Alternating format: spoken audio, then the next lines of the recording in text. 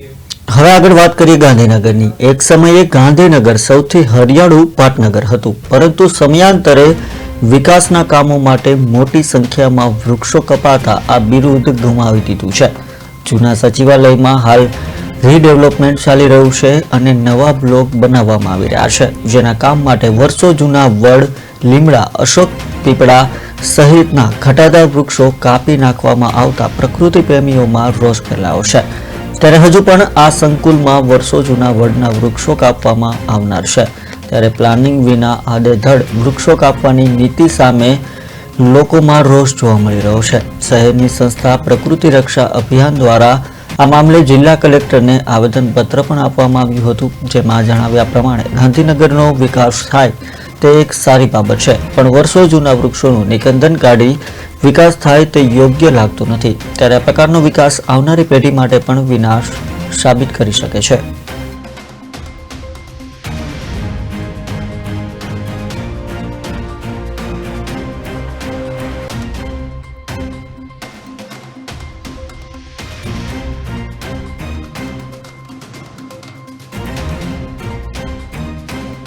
વિકાસના નામે વૃક્ષોનું થઈ રહ્યું છે નિકંદન। પહેલાં ગાંધીનગરના રાજમાર્ગો બનાવવા, ત્યારબાદ સ્વર્ણિમ વિસ્ટા બનાવવા માટે વૃક્ષોનું નિકંદન કાઢી નાખવામાં આવ્યું છે। રાજ્ય સરકાર દ્વારા હવે વારો કાઢ્યો છે જૂના સચિવાલયનો। જૂના સચિવાલયમાં નવો બ્લોક બનાવવા માટે 46 વૃક્ષોનું નિકંદન કાઢવામાં આવી રહ્યું છે। આડેધડ કપાતા વૃક્ષોથી પ્રકૃતિ પ્રેમીઓ અને પર્યાવરણ પ્રેમીઓ તો આક્રોશ વ્યક્ત કરી જ રહ્યા છે, પણ પક્ષીઓના હજારો માળો પણ વિખેરાઈ ગયા છે। ત્યારે સરકારે આ બાબતે પુનઃ વિચારણા કરી આ વૃક્ષો જેટલી ઝડપથી ઉગતા નથી એટલી ઝડપથી કાપવામાં આવી રહ્યા છે તે ખોટું છે, એના બાબતે ચિંતન કરવું જોઈએ।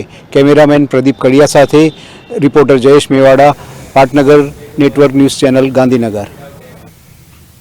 તો ગાંધીનગર મહાનગરપાલિકા દ્વારા વિવિધ વિકાસના કાર્યો ચાલી રહ્યા છે, જેની મેયર મીરાબેન પટેલે ઓચિંતી મુલાકાત લીધી હતી। પાલિકા દ્વારા સેક્ટર 22ના જૂના વ્હીકલ પુલ ખાતે ગોડાઉન બનાવવાની કામગીરીનું નિરીક્ષણ કર્યું હતું। ત્યારે આ ગોડાઉન ખાતે કુલ 16 રૂમ બની રહ્યા છે, જેમાં ગાંધીનગર મહાનગરપાલિકાના વિવિધ વિભાગોને રેકોર્ડ સાચવણી કરવામાં આવશે। ત્યારબાદ કેન્દ્ર સરકારની ફાટક મુક્ત યોજના હેઠળ નંબર 6 પર ખ6 થી ક6 ની વચ્ચે રેલવે ફાટક પર ફ્લાયઓવર બ્રિજનું નિર્માણ તેમજ ગાંધીનગર મહાનગરપાલિકા દ્વારા થઈ રહ્યું છે, જેની મુલાકાત લઈ કામગીરીનું નિરીક્ષણ કર્યું હતું અને નિયમ મુજબ કામ થાય તેના પર ખાસ ભાર મૂક્યો હતો। મહાનગરપાલિકા દ્વારા ચાલી રહેલ તમામ કામોની યોગ્ય ગુણવત્તા જળવાય અને નિયત સમય મર્યાદામાં કામગીરી થાય તેની ખાસ તકેદારી રાખવા મેયરે અધિકારીઓને તાકીદ કરી હતી। મારું નામ વિજય પટેલ છે। અહીંયા જે બ્રિજનું કામ છે એમાં પીએમસી કન્સલ્ટન્ટ તરીકે કામ કરીએ છીએ। મેયરની વિઝિટ દરમિયાન એમને ગુણવત્તાપૂર્વક કામ કરવું અને સમયસર પૂરું કરવા માટે એમને સૂચના આપી છે અને ટેન્ડર કોસ્ટ છે 58 કરોડની એરાઉન્ડમાં છે।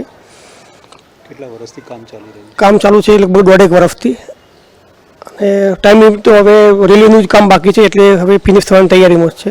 લગભગ માર્ચ સુધીમાં ફિનિશ થવાની તૈયારીમાં છે। આટલો બધો ટાઈમ કેમ ગયો એમ?